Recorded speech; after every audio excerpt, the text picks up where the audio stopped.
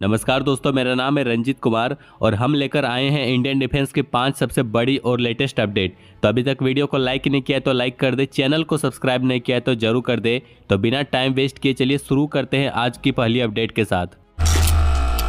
India ने अपनी defence technology में solid fuel duct ramjet propulsion based missile system का फाइनल एक्सपेरिमेंटल टेस्ट कंप्लीट कर लिया है। यह मिसाइल डीआरडीओ ने खुद डेवलप किया है और इस टेक्नोलॉजी से इंडिया की long range air to air missile capability को काफी सुधार मिलेगा। यह मिसाइल डीआरडीओ ने खुद डेवलप किया है और इस टेक्नोलॉजी से इंडिया की long range air to air missile capability को काफी सुधार मिलेगा। फाइनल टेस्ट ने एसएफडीआर मिसाइल की परफॉर्मेंस को परफेक्ट दिखाया और सभी मिशन ऑब्जेक्टिव्स को बिल्कुल सही तरीके से अचीव किया।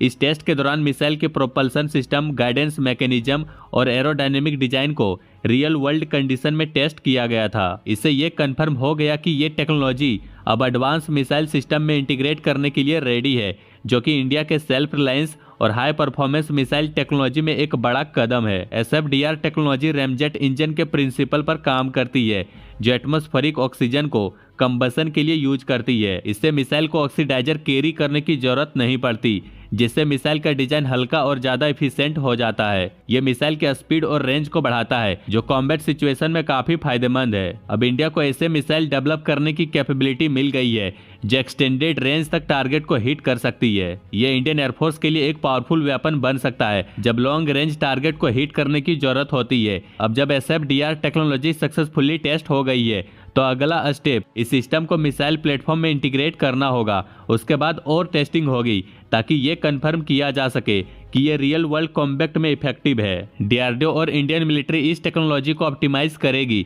जो नए मिसाइल वर्जन या मौजूदा मिसाइल को अपग्रेड्स कर सकती है। इससे इंडिया कुछ ऐसे नेशन के ग्रुप में शामिल हो सकती है जो ऐसे एडवांस मिसाइल टेक्नोलॉजी में आगे है।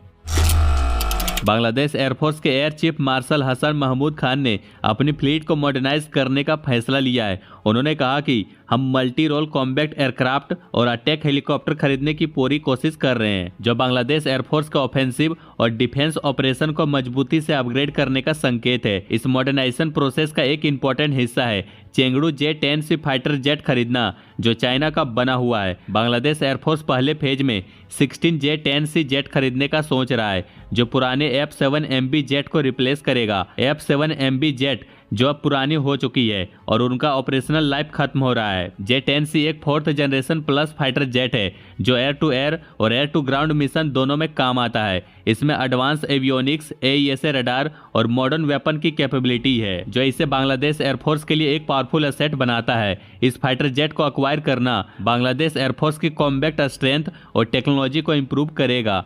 J-10C को अक्वायर करने का प्लान बांग्लादेश के डिफेंस को मजबूत बनाने के लिए है, ताकि एयर सिक्योरिटी को मेंटेन किया जा सके, जो किसी भी रीजन में जरूरी होता है। साथ ही बांग्लादेश एयरफोर्स अटैक हेलीकॉप्टर भी खरीदने का प्लान कर रहा है, जो close air support, anti armour operation और रिकोनेसेंस मिशन के लिए जरूरी है। हेलीकॉप्टर मॉडल्स के बारे में अभी कोई भी स्पेसिफिक डिटेल नहीं दिए गए हैं, लेकिन नए एयरक्राफ्ट और हेलीकॉप्टर को इंटीग्रेट करना एक चैलेंज हो सकता है। पायलट ट्रेनिंग, मेंटेनेंस और एग्जिस्टिंग इंफ्रास्ट्रक्चर के साथ कंपेटिबिलिटी भी एक इम्पोर्टेंट इशू है। फाइनेंशियल प्लानिंग भी जरूरी होगी, क्योंकि इस तरह के प्रोक्योरमेंट के लिए ज्यादा पैसे चाहिए होगा, जो डिफेंस बजट को इफेक्ट कर सकता है।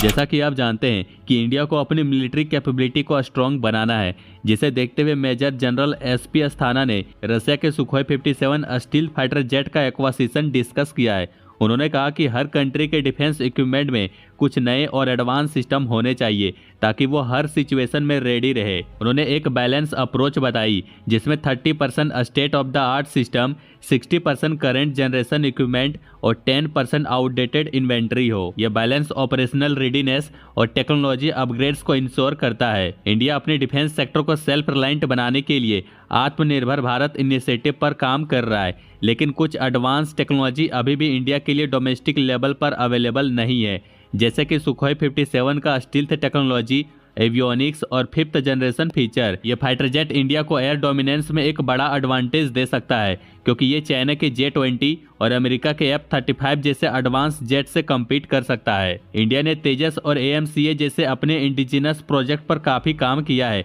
लेकिन कुछ चीजें ऐसे हैं जो अभी तक डेवलप नहीं हो पाई है। ऐसे में प्रूवन प्लेटफॉर्म जैसे सुखोई 57 को खरीदना जरूरी हो जाता है, ताकि ऑपरेशनल रेडीनेस मेंटेन की जा सके।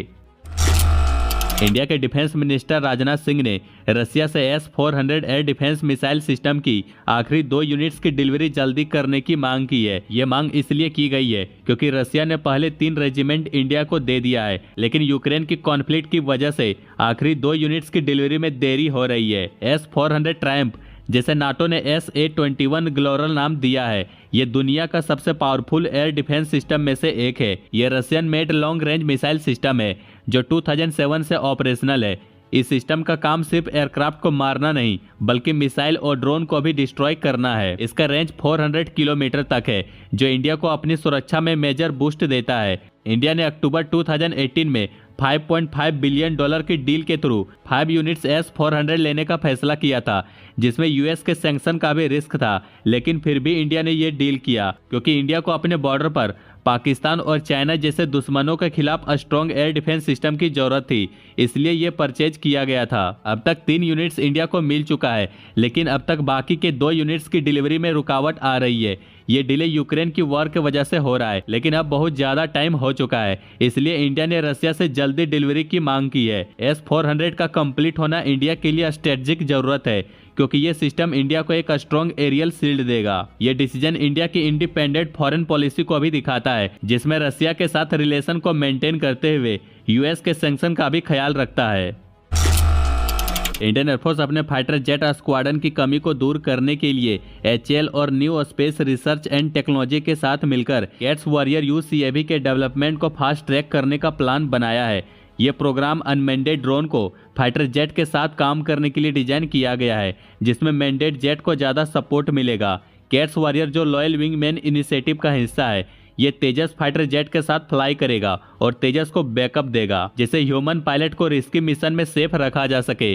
कैट्स वॉरियर का डिजाइन ऑलरेडी टेस्ट हो चुका है और HAL को इसके डेवलपमेंट में काफ़ी प्रोग्रेस मिल चुका है। ये ड्रोन अपने आप में इंडिपेंडेंट ऑपरेशन भी कर सकता है या मैंडेट जेट को प्रोटेक्ट कर सकता है। इससे इंडियन एयरफोर्स को स्क्वाड्रन स्ट्रेंथ कम होने के बाद भी अपनी कैपेबिलिटी को मेंटेन करने में हेल्प मिलेगी। HAL ने कैट्स वॉरियर के 2 वर्जन ऑफर किए हैं, वॉरियर 1 जो एयर पेट्रोल और डिफेंस के लिए होगा और वॉरियर 2 जो स्ट्राइक ऑपरेशन के लिए ज्यादा पेलोड के साथ होगा। ये dual platform approach Indian air force को फ्लेक्सिबिलिटी देती है जो वो मिशन रिक्वायरमेंट के हिसाब से ड्रोन को डिप्लॉय कर सके। HAL अगले साल कैट्स वॉरियर का प्रोटोटाइप लॉन्च करेगा, जिसका एक्सटेंसिव टेस्टिंग होगा और फिर मास प्रोडक्शन शुरू होगा। Loyal wingman programme Indian air force के फ्यूचर स्ट्रेटजी का पार्ट है, जिसमें अनमेंडेड और मेंडेड सिस्टम को एक साथ इंटीग्रेट करके फ्यूचर कॉन्फ्लिक्ट में अपनी पोजीशन स्ट्रॉन्ग रखना है। इंडिया के मिलिट्री मॉडर्नाइजेशन पर अपडेट्स के लिए बने रहिए।